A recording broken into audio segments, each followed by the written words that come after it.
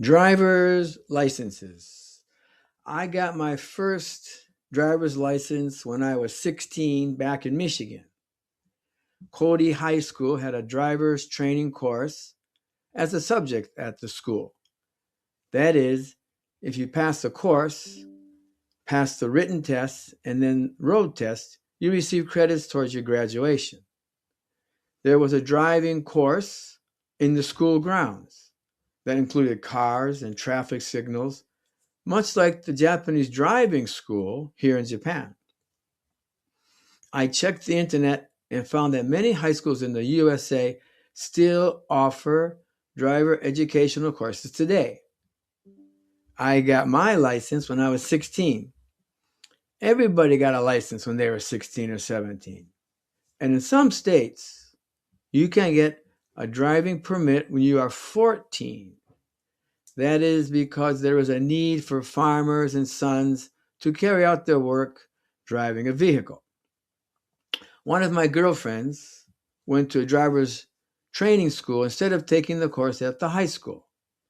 The price for that was comparable to the courses offered here in Japan. I couldn't believe that. Why pay when you can get it for free at the school? Oh well. I passed the course at the high school, which gave me my driving permit. Next, I was required to drive with a licensed driver for practice. I practiced with my father. Finally, I went to the police station to take the written test. There were 25 questions, and to tell the truth, I didn't pass. When I reviewed the test with the instructor, the policeman, he seemed surprised and asked me about two simple questions that I missed. He said, "Don't you understand this one?" I said, "Oh, yeah, I see." And then he said, "How about this one? This is also, it's obvious." I said, "Oh, yeah, that one too." With that, he marked them correct and let me pass. That's a true story.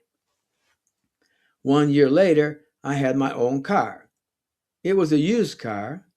It was a nice car. It was navy blue with a white vinyl top. It had bucket seats, all white interior, 4 on the floor. Pretty cool. I have a couple of interesting stories about that car. I will tell them in another chapter. When I lived in Snowmass, Colorado, for that 1 year, I did work at a hotel called the Gant. I was a Gant man. That was pretty cool. I drove the shuttle vans, among other duties, so I definitely had a license. But it may have been my Michigan license, but I'm not sure. So when I moved to Hawaii, I got a Hawaiian driver's license. That was pretty easy, as they are really lax over there in Hawaii. There were no highways on Maui then. I had a car, a 1970 Dodge. Also, I had a job shuttling tourists up and down Haleakala Mountain. They would then ride bicycles down the easy part of the slope. I followed in the van. The company was called Cruiser Bob's Haleakala Bicycle Tours. So I definitely had a Hawaiian driver's license. Unfortunately, it has vanished. I wish I still had it. Now, fast forward to Japan, 1989. Miwako and I had been married just 1 year. I was working private, independently now. So I decided to get my license as Miwako had a car. I could use her car for driving to and from lessons as well as other destinations. I drove to Rinni Hojinkai morning seminars. Miwako had her license for 3 years, so she could be my instructor when I did my driving practice.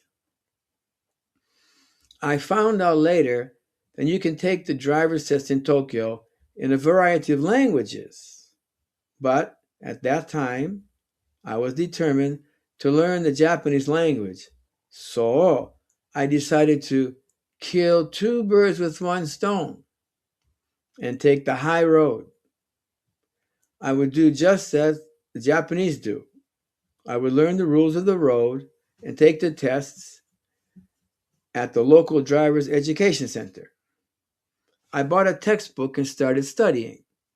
I read it, studied hard, and asked lots of questions. Miwako took the brunt of my questioning. I was confused not only by the techniques involved, but also by the language. M got me through it like a trooper. M was Miwako.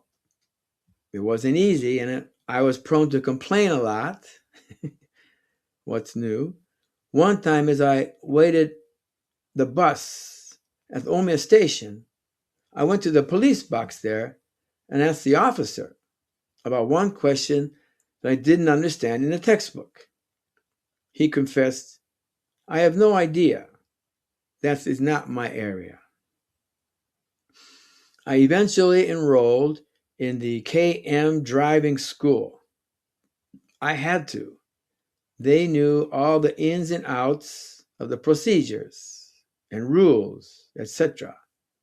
For one example, on the driving course at Konosu, as you approach one turn, there's a lone tree on the left side of the road. That is 30 meters from the turn. Drivers are required by law to turn on their turn signal 30 meters prior to the turn. Another is that when you stop at the railroad crossing, which are plentiful here in this country, you are required to come to a full stop at the white line, look to your right, then look to your left, then look to your right again. Then you have to look to your right once more to ensure that the coast is clear, that is, no trains are coming. Only then may you proceed across the tracks.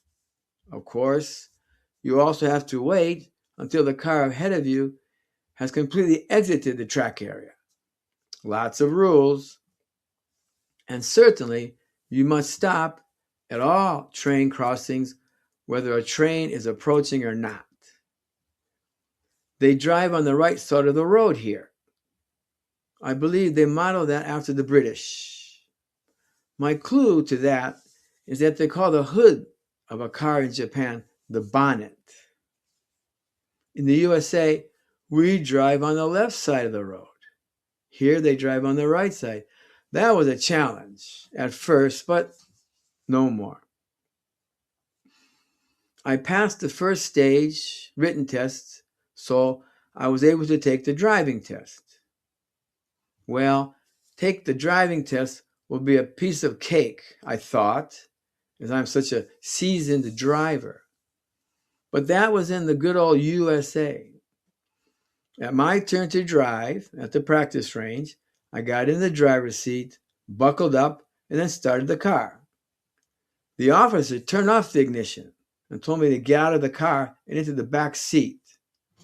Why? Because I didn't follow any of the rules. The correct procedure is as follows. 1. Seatbelt. 2. Adjust seat. 3. Adjust back mirror. 4. Adjust both door mirrors. 5. Start the engine.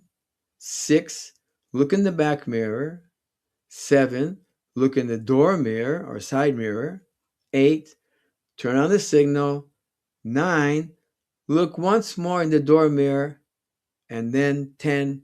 Proceed. Now, I had to wait 2 weeks before my next attempt. I failed the next one, then passed on my third try. Next was the written test. The written test is 100 questions, and there is a fee. If you check the internet, you will find that this is probably the most challenging driver's test in the world. I failed it the first time, but I did recall a couple of questions so I was able to review them. 2 weeks later, I went back to try the written test again. I had studied hard, and as I was trying to find, I had and I was surprised. I was surprised to find that I had exactly the same number as my first time, the test number. I believe it was 19, but it could have been 37. Anyway, I got the exact same seat. And this is like really lucky. I got the same test as the first time. And this time I passed it with a score of 91, which is basically the minimum. That's lucky. Finally, it was time for the final road test. Okay? The road test. Drive with the instructor. And without being dramatic, I will tell you that I passed it with a perfect score. When I finished, another student who was in the car told me that you drove exactly like it says in the textbook. So now I have my Japanese driver's license and 3 traffic violations to go with them. Anyway, this story is the end. Thank you very much.